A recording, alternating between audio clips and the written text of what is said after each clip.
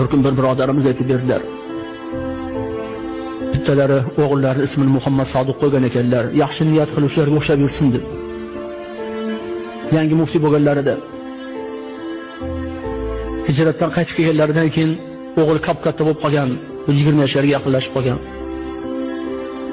Shayx Hazratlardan huzurlarga olib borib, "Hazrat, mana o'g'limni yaxshi niyatlar bilan siz nomingizni atuvdim, o'zingiz ismingizni qo'yib bergansiz, ruxsat olganman sizdan, Muhammad Sodiq atagan edim. Lekin hech sizga o'xshamaydi. Yurish turishi, qilig'i, ilmi ma'rifati, axloqi, odobi sizga o'xshamayapti hech.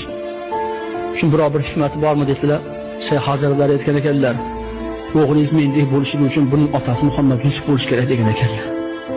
Chunki Shayx Hazratlari bo'lishi uchun Muhammad Yusuf otalari ko'p harakat qilgan ekanlar. O'g'lingiz otasi Muhammad Yusuf bo'lishi kerak, o'shanda bu mendek bo'la oladi degan ekanlar. O'sha domla aytib